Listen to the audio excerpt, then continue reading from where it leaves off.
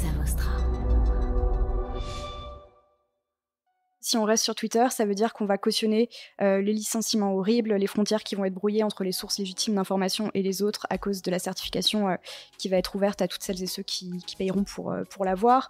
La modération allégée qui se présente comme un moyen de ramener plus de liberté d'expression, mais qui va en fait ouvrir les vannes du harcèlement en ligne, déjà hyper présent sur Twitter, de l'extrême droite, des fausses informations.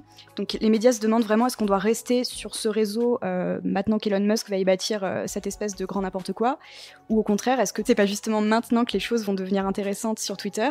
Après tout, on assiste à un vrai moment et il faut que les médias en soient témoins.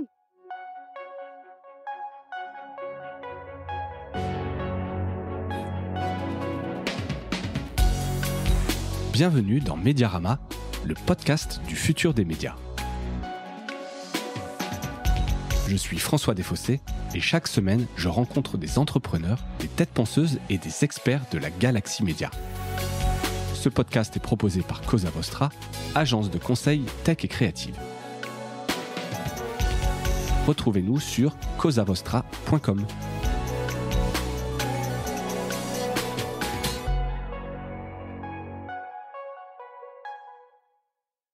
Bonjour à toutes et à tous et bienvenue dans ce nouvel épisode de Mediarama, une pastille actu en cette fin novembre 2022. Alors une première pour cette pastille, je reçois Marine Slavic. Marine, bonjour. Bonjour François. Tu es journaliste pigiste indépendante et on peut te suivre notamment à l'INA, la revue des médias. Tout à fait. Et chez Médiane. Ce studio média, alors je le présente très mal, Marine Doux. Centre de ressources. Centre de ressources, voilà, et c'est nettement mieux. Donc, tu travailles aussi avec Marine, qu'on a reçu à plusieurs reprises à ce micro. Donc je suis ravi de faire cet épisode avec toi. J'espère qu'on aura l'occasion d'en refaire d'autres. Enfin, s'il se passe bien. Également. On verra ça. Et pour continuer dans ce format qu'on avait innové le mois dernier de chronique, on aura le plaisir de recevoir Léa Tanchot, qui est consultante média chez Cosa Vostra. Bonjour. Bienvenue, merci Léa, et notamment pour nous faire un petit retour sur Média en scène qui avait lieu cette semaine. C'est le premier sujet de la semaine. Alors avant d'entrer dedans, je fais un rapide sommaire des sujets qu'on va évoquer aujourd'hui. Donc Média en scène qui est quand même le gros morceau, hein, c'est l'événement annuel avec la presse au futur aussi, il faut quand même pas l'oublier, le deuxième événement de la presse qui aura lieu en décembre, on aura l'occasion d'en reparler. On parlera aussi rapidement des médias aux US avec une vague de licenciements qui suit un petit peu la vague des licenciements dans le secteur de la tech, en espérant que ça ne viennent pas dans nos contrées, mais on fera une petite revue de ce qui se passe là-bas. Un autre sujet, toujours aux US, sur le harcèlement en ligne, donc un sujet que tu proposais, Marine, notamment pour les jeunes journalistes, la nouvelle génération, voir un peu ce qui diffère, pourquoi est-ce qu'il y a un harcèlement différent, et ce qu'on peut faire dessus. On rebondira aussi sur un des articles que tu as écrit pour la revue des médias sur la grande actualité quand même qui secoue notre petit microcosme Twitter ces dernières semaines depuis le rachat d'Elon Musk, et faut-il partir ou rester sur Twitter, et si on part, où aller? Alors voilà le petit hint, l'éléphant dans la pièce, mauvais jeu de mots, c'est chez Mastodon. Est-ce qu'il faut aller sur Mastodon? Tu nous en diras un petit peu plus. Et enfin sur les audiences de TPMP, touche pas à mon poste, l'émission pour les jeunes qui attire les seniors. Voilà pour le programme, mais donc tout de suite, on va parler de médias en scène. Comme je le disais, ça avait lieu cette semaine, c'était cet événement média qui a lieu, organisé par Les Échos et Radio France, et avec un focus sur les jeunes, puisqu'ils ont commandé un sondage chez Ipsos, donc médias en scène, qui s'intéressait un petit peu aux usages, à la consommation des médias par les jeunes, et sans surprise, les jeunes s'intéressent peu à l'actualité, mais plébiscitent des formats courts et de décryptage. Donc avant de vous donner la parole, parce que toutes les deux vous y étiez, et a priori vous avez même suivi les mêmes conférences, donc ce sera intéressant un peu de débattre là-dessus. Quelques chiffres clés qu'on a sortis de ce sondage. 38% des moins de 30 ans affirment un fort attrait pour l'actualité, quand 46% ne s'y intéressent qu'en fonction du sujet ou du contexte, et 4% assurent même d'avoir absolument aucune attirance pour l'actualité. Donc on est quand même bien en dessous de la majorité qui s'intéresse à l'actualité. Toutefois, la part des personnes sondées se déclarant intéressées augmente. Donc ça augmente, mais en fonction de l'âge. C'est-à-dire plus on vieillit, ou alors peut-être à un instant T, les générations un peu plus âgées s'intéressent plus, ce qui peut être aussi dramatique si on le prend dans ce côté-là, c'est-à-dire que vraiment, plus on est jeune et moins ça nous intéresse. Et parmi les sujets réputés plus intéressants, les questions sociales entre pouvoir d'achat, inégalité, santé et chômage, suivent les articles et reportages sur l'environnement et les sujets de société. Et à l'inverse, les moins jeunes boudent l'économie, la vie politique française et surtout l'actualité des célébrités, bonne dernière du classement. Alors, je sais pas si c'est bien ou pas, je préfère un commentaire perso, mais ça resterait pour moi. Et l'enseignement, les causes de ce désintérêt, c'est le traitement trop négatif ou angoissant, selon 36% des sondés. C'est vraiment le côté anxiogène qui revient le plus. Alors il y a un côté, comme c'est anxiogène, je préfère ne pas regarder. Et il y a évidemment la question de la confiance. Un quart des personnes interrogées affirment ne pas avoir confiance dans les journalistes. Un sentiment partagé par 32% des 25-30 ans, mais seulement 18% des 16-19 ans. Donc bon, c'est encore une fois une question d'âge. Je sais pas si spontanément on a confiance et puis après on est blasé et on accorde moins la confiance. Et aussi intéressant, les médias traditionnels qui restent la principale source d'information, même si les plus jeunes se tournent de plus en plus vers Internet et les réseaux sociaux. Bref, ça confirme un petit peu ce qu'on savait, mais ça met des chiffres en face qui sont pas forcément très bons. Qu'est-ce que vous en pensez comme spontanément? Je dis vous, je m'adresse à toutes les deux. Marine, est-ce que tu es surprise par ce sondage? Moi, je trouve que ce sondage, il est moins alarmant que ce à quoi on aurait pu s'attendre. On lit partout, tout le temps, que les jeunes ne s'informent plus, qu'ils sont complètement déconnectés de la réalité, qu'ils prennent pour argent comptant aussi tout ce que leur disent les marques, les influenceurs. Et en tout cas, j'ai l'impression qu'on regarde la Gen Z avec pas mal de condescendance. Et là, quand même, on se rend compte que c'est pas tout à fait vrai. Ils sont quand même... Ils sont pas déconnectés totalement des médias traditionnels et de l'actualité. C'est ça, ils sont que 4% à être complètement désintéressés par l'actualité. Mais à côté de ça, ils continuent de s'informer quand même, quoi. Et on s'informe pas, comme tu l'as dit, à 25 ans comme on s'informe à 16 ans, donc ça augmente avec l'âge aussi. Et oui, tu l'as très bien dit, il y a ce côté climat anxiogène qui fait penser aussi au rapport Reuters qui mettait en avant l'évitement sélectif des informations jugées anxiogènes, justement, mais globalement, tu vois, qui concerne à la fois les jeunes et à la fois les populations plus âgées. Donc, je pense que il y a un côté de détournement des informations, et comme c'est une génération qui met beaucoup en avant la santé mentale, le fait de se protéger, la sécurité, tout ça, je pense que c'est un peu lié. Voilà. Très bien. Léa, pareil à la lecture, quand tu as découvert un peu ces chiffres, ça t'a inspiré? Tu reconnaissais? Alors, je rejoins Marine, c'est beaucoup moins alarmant que ce que je pensais. J'ai été étonnée de voir qu'on avait des clichés et que en fait ils sont démontrés être pas forcément vrais, ou en tout cas les chiffres relativisent un peu tout ça. Donc c'est intéressant, et ce qui est intéressant surtout, c'est le format que prend l'actualité et les modes de consommation qui changent. La vidéo qui remplace peut-être la télévision, mais comme on peut faire un parallèle quand la télévision a remplacé la radio à un moment, enfin remplacé en partie. En tout cas, c'est greffé et a changé les habitudes. Donc les habitudes continuent à changer, et maintenant la question, c'est comment les médias traditionnels évoluent dans ce sens-là pour continuer à choper l'attention des jeunes et de tout le monde en fait. Voilà. Après, ce qui est intéressant, c'est qu'il n'y a pas forcément l'acte d'aller. Alors, ils y vont quand même. Hein, c'est pas binaire non plus, mais ils sont plus confrontés à des news sur les réseaux sociaux que dans une démarche proactive d'aller s'informer. Et tu vois, je pense que c'est aussi important de le dire. Quelque part, t'es exposé, donc tu te tiens au courant, mais ils sont pas non plus dans une démarche proactive d'aller chercher des news. Vous avez assisté donc, et c'était ta chronique Léa, à une conférence justement un peu qui traitait de ce sujet-là. Est-ce que tu peux nous faire un petit compte rendu de cette conférence à Média en scène? Un petit retour sur Média en scène. Donc, Média en scène, effectivement, ça a eu lieu mardi dernier. Ça a eu lieu pour la 5e fois, la 5e édition, avec plus de 6000 visiteurs, 200 intervenants et des dizaines et des dizaines de conférences qui ont lieu dans les magnifiques lieux que sont Maison de la radio et de la musique, ainsi que le siège de Les Échos Le Parisien. Et cette année, dès l'ouverture, le ton était donné. L'avenir des médias doit conjuguer avec des crises. Les crises qui sont économiques, culturelles, sociales, aussi des guerres, et aussi et surtout la croissante défiance dans les médias.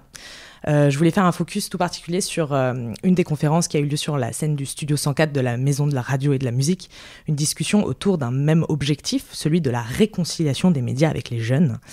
Tu as parlé du constat qui a été chiffré. Est-ce qu'on parle de manque de confiance ? Oui, très certainement. Et donc là, c'était Le Parisien, Le Move et les Combini qui étaient sur scène ensemble avec Ipsos pour parler de ce manque de confiance et de quoi elle est due et comment on peut y remédier. Marie Misset de Combini parlait, renverser le sujet et renverser le problème en fait. C'était très intéressant puisqu'elle disait que la confiance, elle ne peut pas être unilatérale et qu'en fait, c'est peut-être aux médias de faire le premier pas sur cette confiance-là dans leur dynamique de réconciliation. Les médias doivent aussi apprendre à faire confiance aux jeunes et ça passe par au moins 2 choses. Faire confiance dans les nouveaux usages et les nouveaux formats, d'où le fait de pouvoir se tourner pour les médias traditionnels vers du TikTok, vers du Twitch, mais aussi qu'il faut aller explorer d'autres formats, mais aussi faire confiance aux journalistes plus jeunes. Marie Misset parlait de recrutement, notamment de journalistes jeunes. Le Parisien a également employé un journaliste vidéo, on en parlait juste avant, avec Marine, qui était spécialisée dans les formats courts, un TikToker. Donc des jeunes pour parler aux jeunes. Un autre témoignage très marquant qui a eu lieu à ce moment-là, c'était le témoignage de Pouria Takavar, un réalisateur iranien qui évoquait en vidéo la situation de son pays. Donc il disait cette chose très intéressante qui est que dans un contexte difficile pour les médias traditionnels de couvrir l'actualité, la vidéo et les réseaux sociaux sont la garantie sur place d'une couverture médiatique et dans laquelle les jeunes s'improvisent et deviennent tous journalistes. Donc la question c'est un peu, les jeunes sont-ils tous journalistes par défaut parce qu'ils maîtrisent des codes vidéo et réseaux sociaux que tout le monde ne maîtrise pas forcément. Le point central, on commençait à en parler en introduction, c'est surtout la concurrence sur l'attention au final, puisque tous les contenus de divertissement, de médias se retrouvent tous au même endroit, au même moment sur les plateformes de streaming et les réseaux sociaux. Donc ce sont les typologies de contenus qui sont invitées à changer et qui rentrent en compétition les uns avec les autres et aux mêmes endroits. Donc on peut parler un petit peu de course au format vidéo dans les prochains temps et qui a lieu en ce moment même.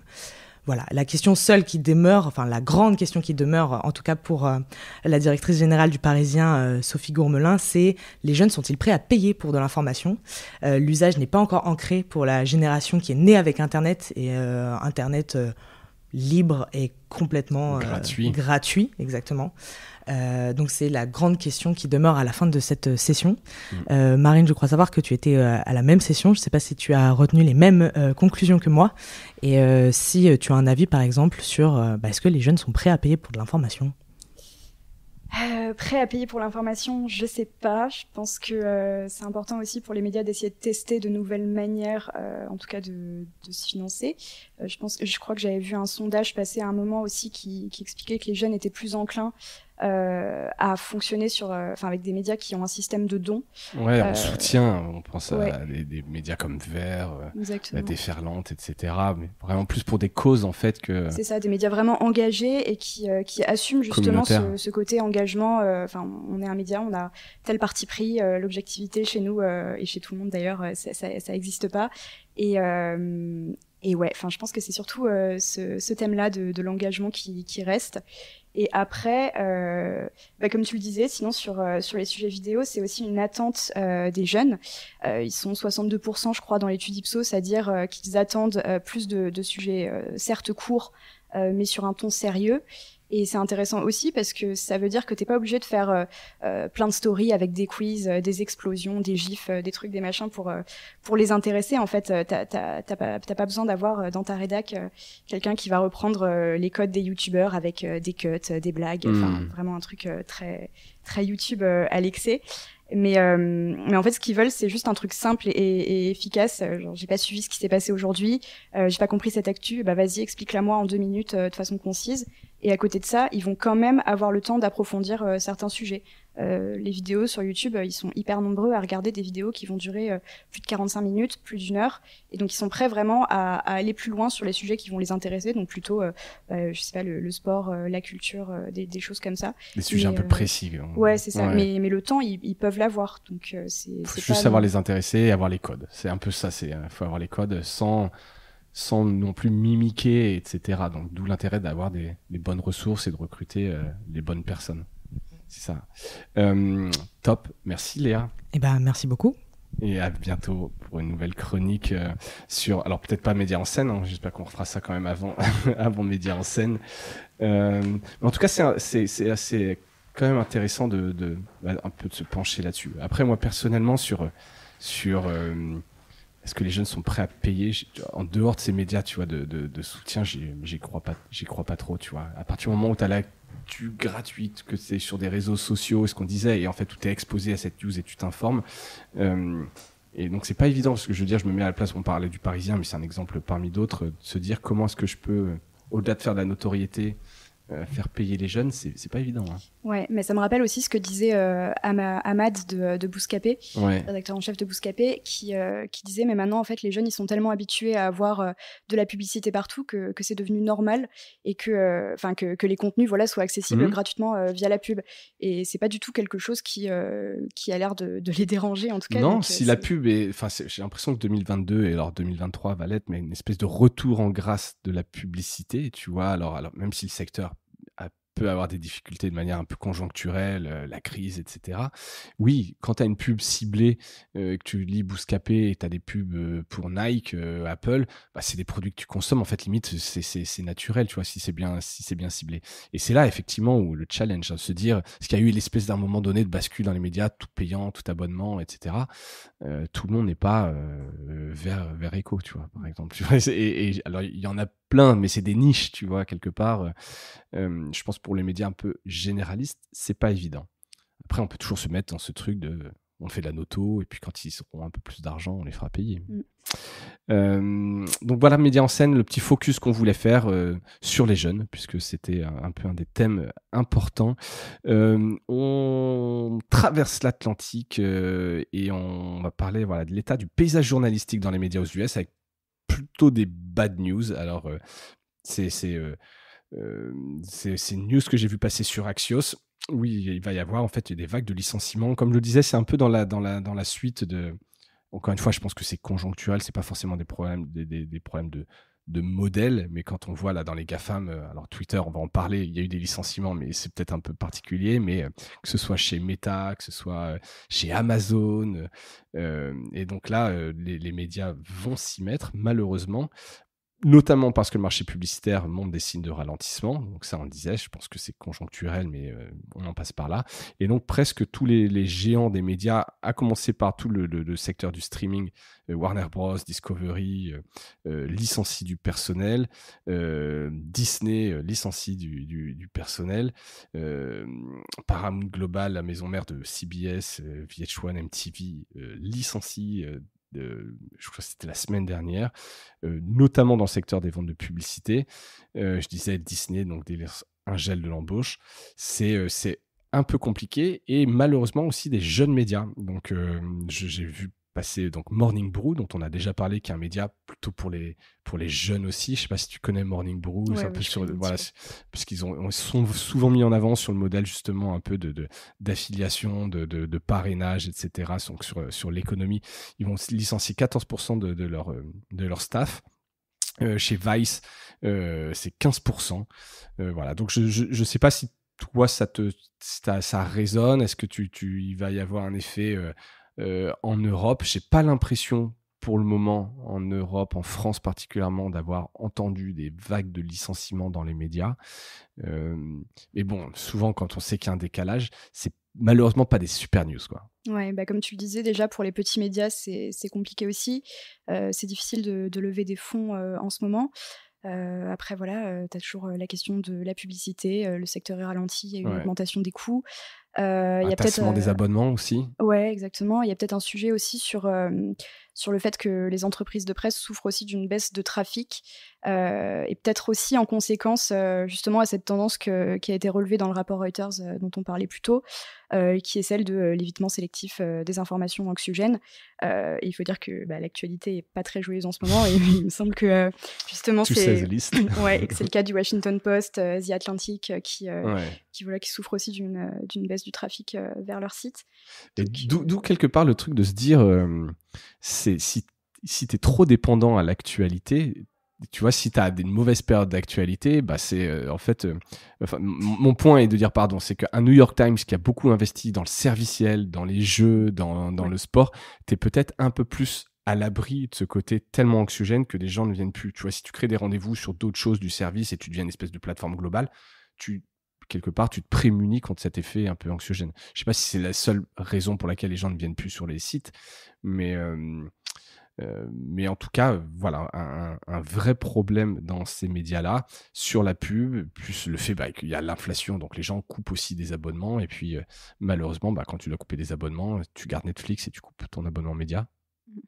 Je sais pas si tout le monde réagit comme ça, mais j'ai malheureusement l'impression que les gens choisissent un peu, hiérarchisent, et que des fois tu dois un peu faire du tri dans tes abonnements, quoi. Oui, tout à fait. Surtout que tu as une guerre du streaming vraiment en ce moment où tu as plein d'offres, tu sais pas vers quoi te tourner, tu as des abonnements avec de la publicité qui commence à arriver. Netflix, Disney aussi qui l'a annoncé. C'est un peu la guerre, la guerre de l'attention, hein. Tu vois, on en parle un peu en filigrane, mais t'as cette guerre de l'attention, et les médias sont évidemment là-dedans, plus ce côté anxiogène. C'est une proposition de valeur qui est un peu difficile.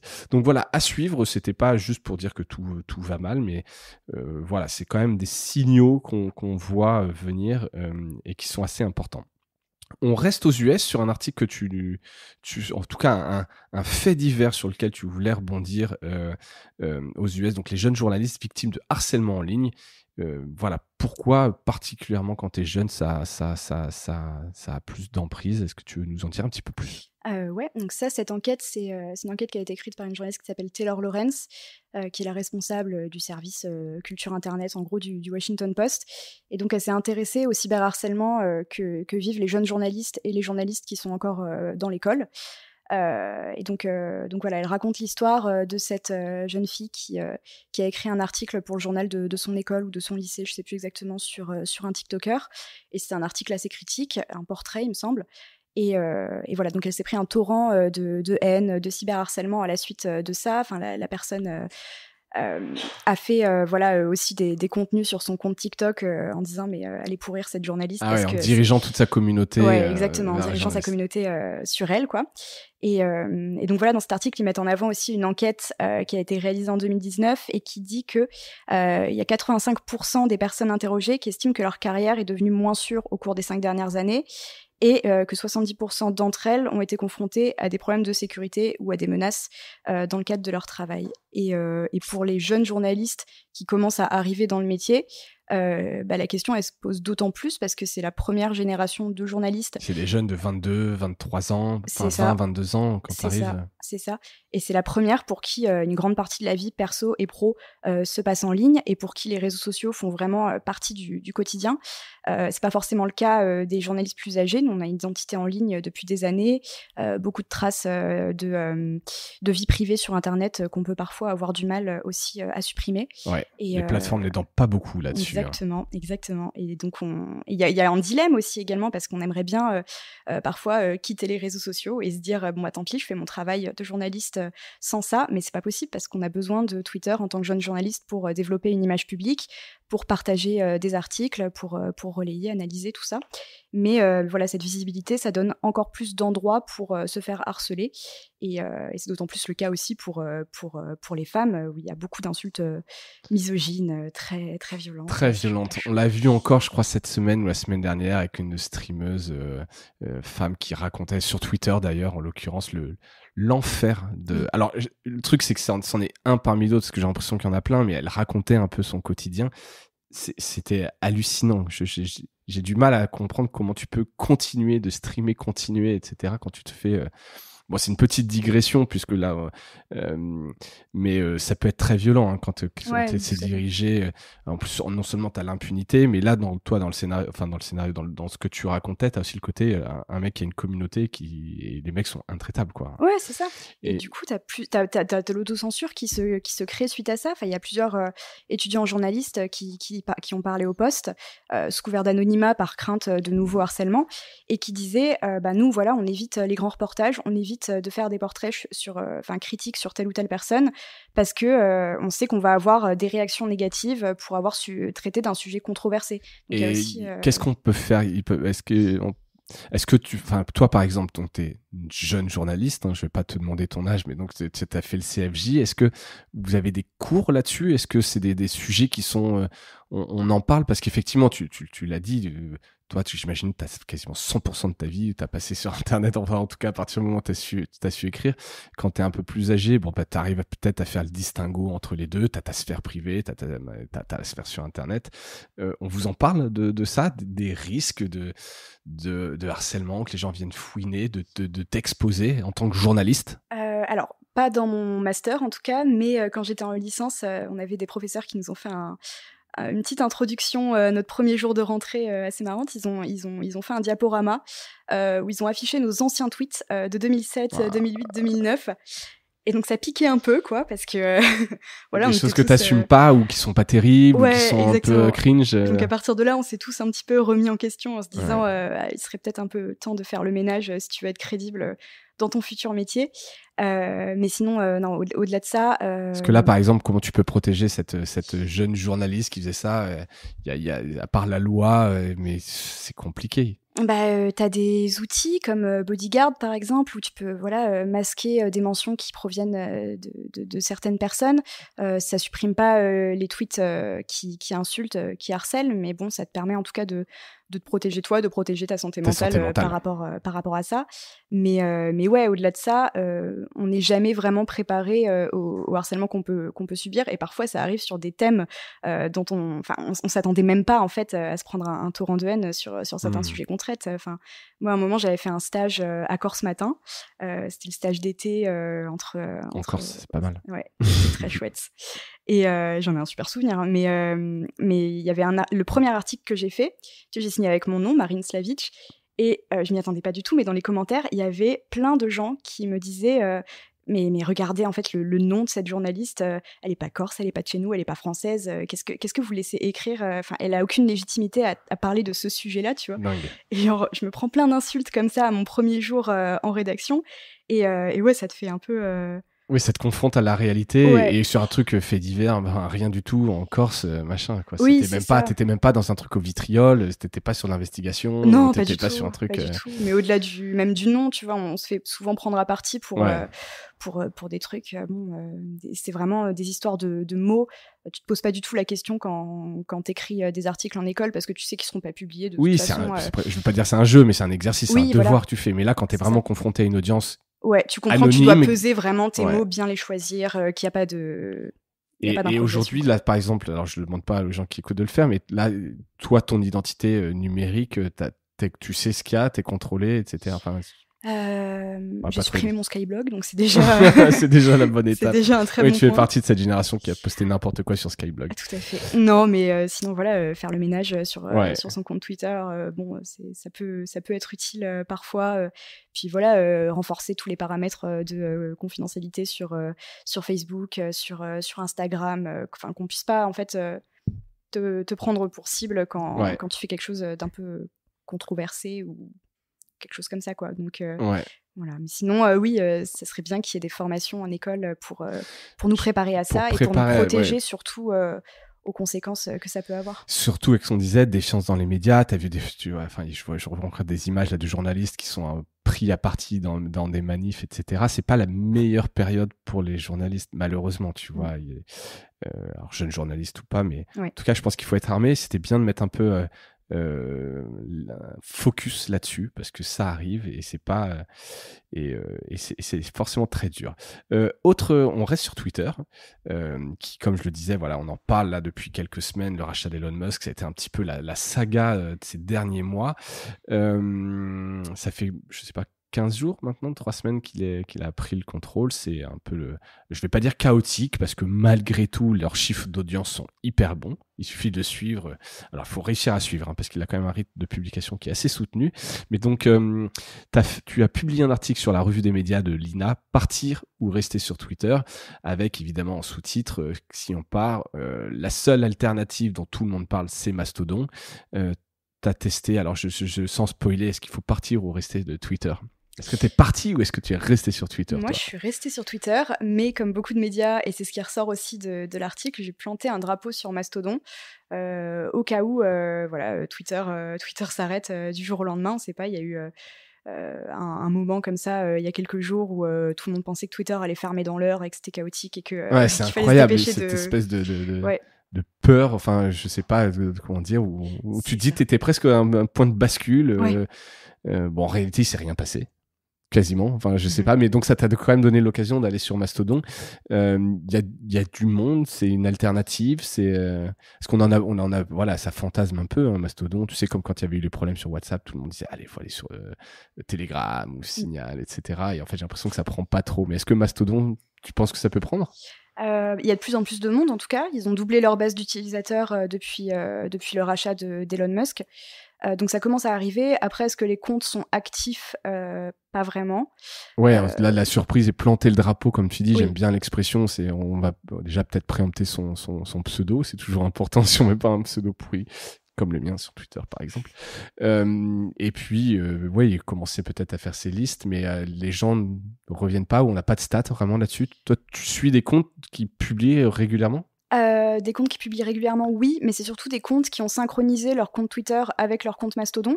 Donc ça peut aller dans ce sens-là ou dans le sens inverse, qui ont synchronisé, enfin qui publient les tweets automatiquement sur Twitter, alors qu'ils étaient publiés sur Mastodon en premier. Enfin bref, voilà. Mais non, enfin en fait, quand tu arrives sur Mastodon, t'as l'impression que Twitter prend un peu le contrôle, quoi. Tu vois en fait les anciens retweets sur Twitter, c'était vraiment marqué RT, ensuite tu avais la citation. Maintenant, ça s'affiche plus normalement sur Twitter. Sur Mastodon, c'est pas le cas. Donc, t'as plein de retweets sur Mastodon, alors qu'il n'y a pas de retweets sur Mastodon, c'est des poètes ou quelque chose comme ça, je sais plus comment ils appellent ça. Les poètes. Mais tu vois bien en tout cas que tout ce qui est publié sur Mastodon, ça vient de Twitter à la base et que tout est synchronisé en fait sur les comptes. Mais est-ce qu'il y a une utilisation vraiment première de Mastodon et des journalistes et médias qui ont quitté Twitter?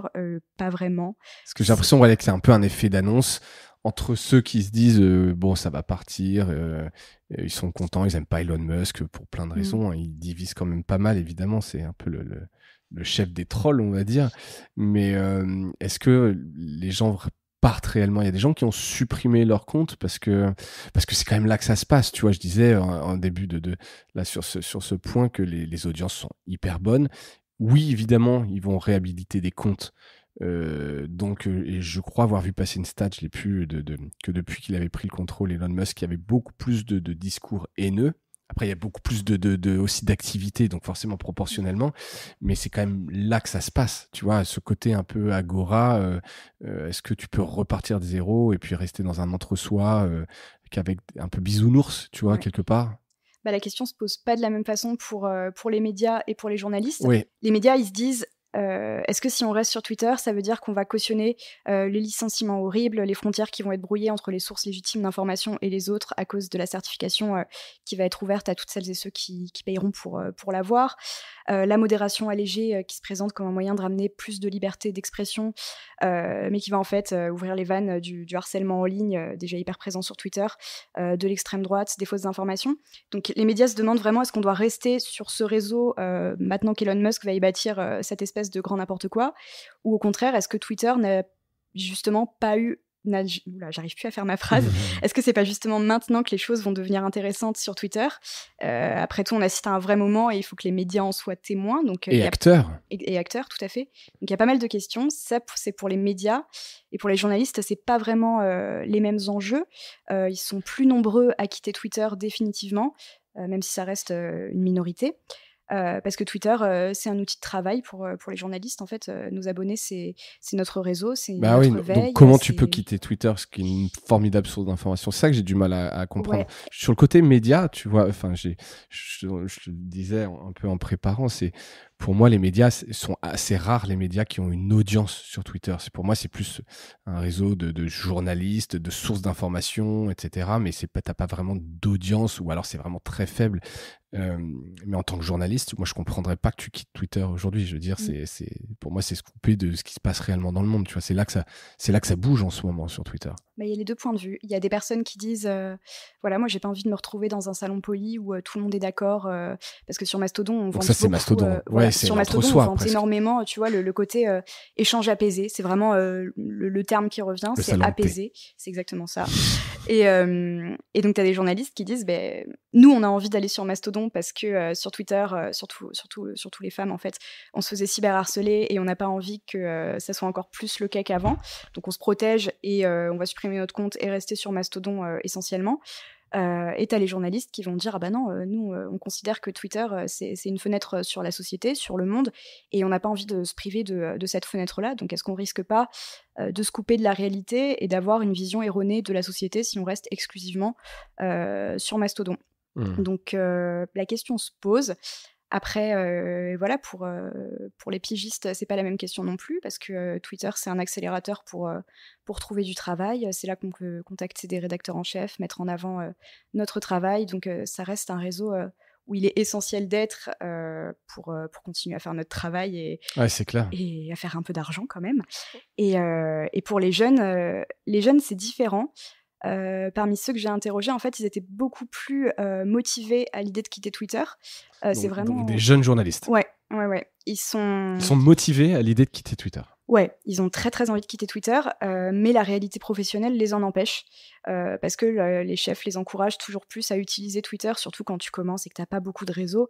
C'est une mine d'or en fait pour trouver des sujets, pour trouver des experts, pour trouver les bonnes personnes à interroger, pour contacter des gens hyper simplement, hyper directement. Donc ils aimeraient bien le faire pour préserver leur santé mentale notamment. Mais voilà, c'est sur Twitter que tu trouves tes sources, que tu fais ta veille, que tu te mets en avant. Donc c'est plus compliqué dans la réalité.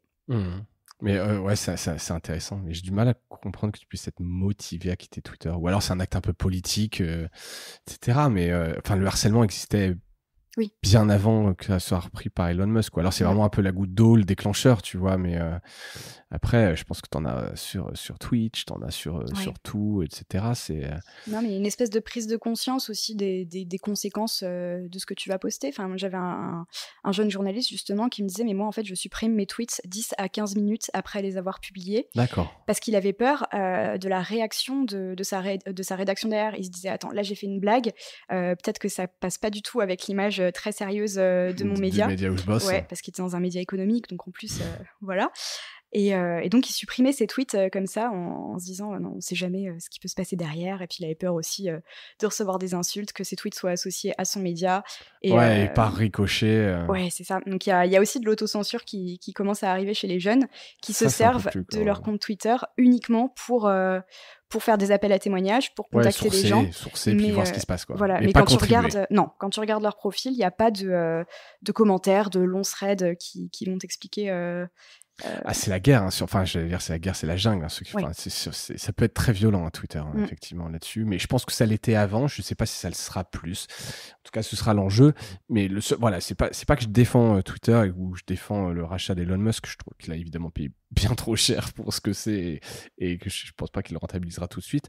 Mais j'ai quand même l'impression que c'est encore une fois là que ça se passe, tu vois, et les autres réseaux entre TikTok plus créateur de contenu, Insta plus l'image perso, LinkedIn, le truc pro. J'ai l'impression que Twitter c'est vraiment là le truc vivant d'internet où t'as tout. Alors après t'as peut-être trop de choses et le fait qu'il ait licencié beaucoup de monde fait que la modération ça risque peut-être d'être plus compliqué, mais c'est là aussi où peut-être l'Europe a quelque chose à jouer, etc., un peu de réglementation, mais voilà, quitter Twitter c'est un peu compliqué. Toi tu y es toujours?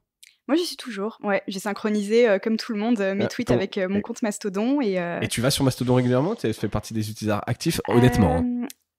Honnêtement, j'ai fait un seul poète, ils appellent ça des poètes sur Mastodon, où je me suis présentée, où j'ai dit voilà, je travaille pour ces médias-là et voici ce que je fais. Et j'ai reçu un super accueil. Il y a 15 personnes qui m'ont répondu que j'avais jamais vu ailleurs, qui m'ont dit bienvenue, super cet article et tout. Et du coup, j'étais trop contente parce que les gens étaient hyper sympas à première vue. Mais non, après, je suis retournée sur Twitter quand même parce que niveau veille, pareil, pour contacter des gens et tout, ça reste beaucoup plus simple. J'ai toujours pas trouvé l'option pour envoyer un message privé sur Mastodon. Ouais, est-ce qu'en plus ça marche par des instances, hein, c'est pas centralisé, donc... Chaque instance a ses règles de modération. Et ses admins. Et ses admins. Qui sont tout puissants. tout à fait. Donc il faut bien choisir son instance et tu sais pas vraiment comment ça va évoluer après, quoi. Donc, ça va être intéressant en tout cas de voir. Je pense que c'est bien qu'il y ait des alternatives. Ce qu'il faudrait pas, c'est que ça devienne juste une espèce d'ersatz de Twitter avec les gens qui effectivement synchronisent leur compte et puis que ça devienne un client Twitter parmi d'autres. En tout cas, voilà, c'est évidemment le gros sujet dont on parle en ce moment. Dernier sujet, pas forcément très important, mais voilà, qui me faisait sourire, que je voulais mettre sur les audiences de Touche pas à mon poste et qui rejoint quand même le premier point dont on parlait tout à l'heure sur les jeunes, puisque en fait, voilà, les hommes politiques allaient, alors ce sera peut-être moins le cas de Mélenchon, puisque récemment il y a eu des petites prises de bec, qu'il fallait aller sur le plateau Touche pas à mon poste pour s'adresser aux jeunes et voilà, les dernières études montrent que c'est pas vraiment le cas. Il y a des records d'affluence et ça il faut le reconnaître quand même, il cartonne en termes d'audience, mais que grosso modo pour une bonne part c'est grâce aux téléspectateurs plus âgés et c'est un constat confirmé par plusieurs concurrents du groupe Canal+.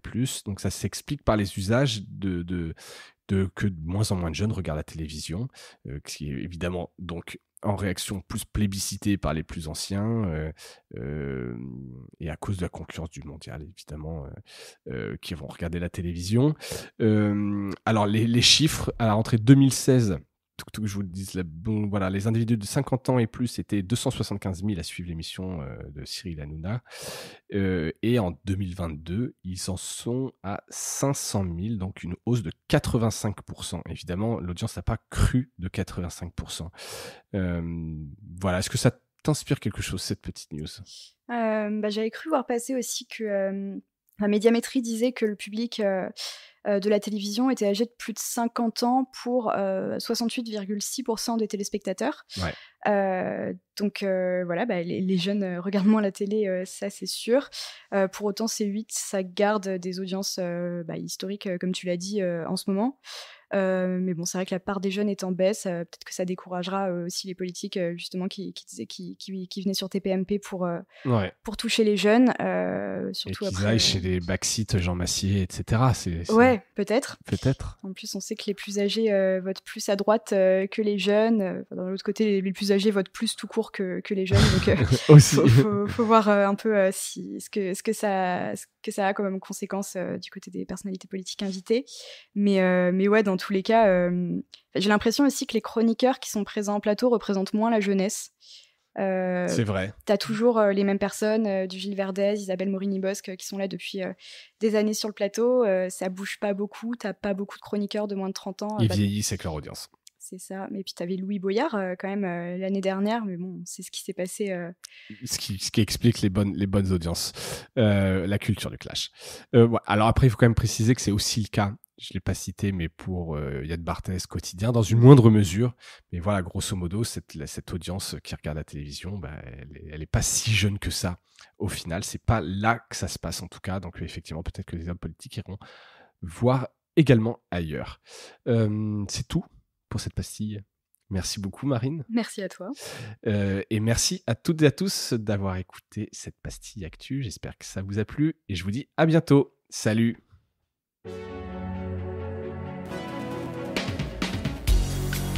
Voilà, Mediarama s'achève. Si cet épisode vous a plu, n'hésitez pas à le liker et le partager. Et puis, si vous souhaitez être accompagné par notre agence Cosa Vostra, contactez-moi par mail mediarama@cosavostra.com. Portez-vous bien.